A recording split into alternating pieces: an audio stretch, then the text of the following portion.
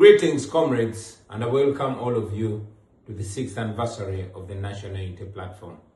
Although I'm addressing you from exile, I want to thank all of you for being part of this journey. On this day, 6 years ago, the 22nd of July 2020, I addressed you as we were unveiling the National Unity Platform as the political and electoral platform of the People Power movement. I told you about the journey and process that we had gone through to secure this political party. I told you about the challenges that we had faced. I told you that we had intended to register People Power as a political party, but Museveni made sure that People Power cannot be registered as a political party. So we had to use creativity in order to secure a political party. And indeed, we unveiled NUP just 3 months to the election of 2020. By the grace of God, we succeeded. I told you about our identity and I made it clear that we were not a political party, but we had a political party. I explained that we were larger than just a political party. We were a movement, a liberation movement. I explained our mission, that our mission was not to be just another opposition political party, but a movement that was intending to put an end to the Museveni dictatorship that had turned our country into a shameful spectacle across the globe. I told you about what Mandela taught us, that under dictatorship, it is the oppressor that determines the course of the struggle.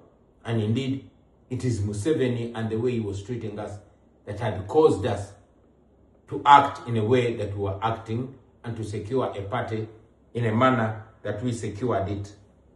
Well, since then, NUP has faced different challenges. It has been targeted by the regime. As you remember, our former leader, Mzee Chibalama, was abducted, compromised, and forced to disown us. We have faced court case after court case and the threat of deregistration. We have had our candidates denominated. We have had our members abducted and many killed. We have, been targeted not only by the regime, but even those that purport to be in the opposition. We have been denied funds that we are legally entitled to. We have had attacks and raids on our offices and headquarters, from our former headquarters in Kamocha to our main headquarters in Kavule and all our offices across the country, including northern Uganda. But we are still standing and we are growing from strength to strength.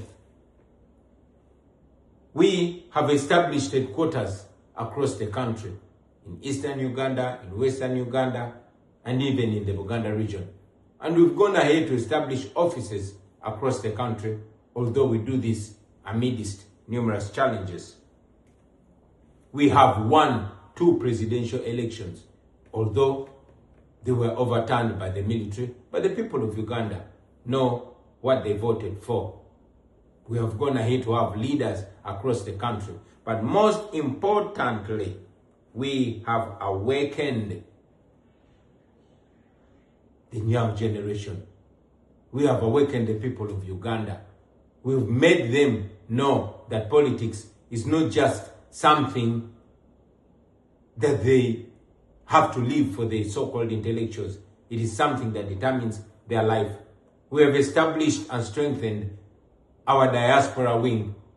And indeed, it is the diaspora that has played a huge role in the continuous survival of the National Unity Platform. We salute them.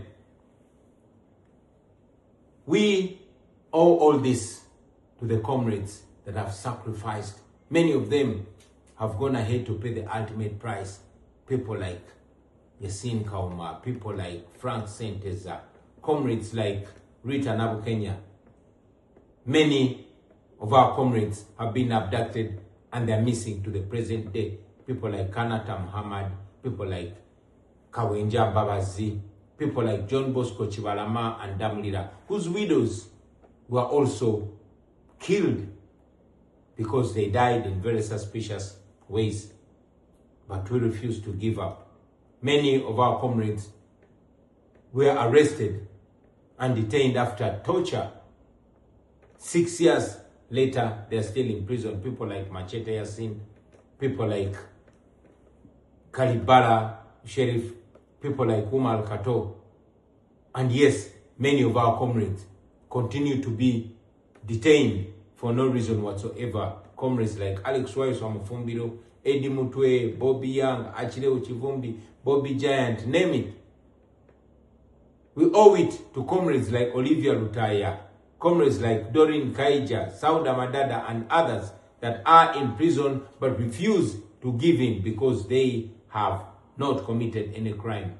We salute them. As we speak right now, our Deputy President for the Uganda region, the Honorable Mwanga Chivumbi, is missing after being abducted in broad daylight, live on camera, assisted by the police. Goons wielding guns came, picked him up, and 12 days later, nobody knows where he is. But we refuse to give up. The people of Uganda refuse to be slaves in their country. I want to thank the leadership of the National Unity Platform, my fellow leaders that have continued to offer leadership and hold fort even where I am not. We salute you. I want to salute my Deputy Presidents, Mama Lina Zedriga, for representing and leading us through challenging times. I want to salute our current acting president, the Honorable John Baptist Nambeshe. I want to salute you, Mama Kamshaba Jole, and all other leaders who are still holding fort and offering leadership in these turbulent times. Now, I want you comrades to know that the only way forward is not giving up. The times that we are in are the most turbulent times, but many times we've been told that it gets dark before daybreak. It always gets worse before it gets better.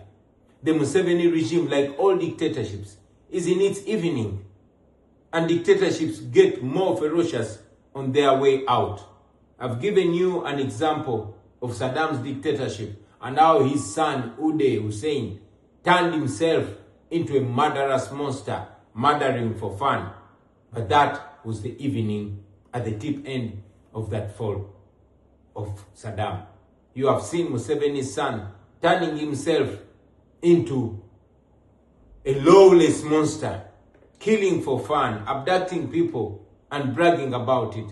I want you to know that all this is spelling an end to the Museveni dictatorship. All these are signs of the end.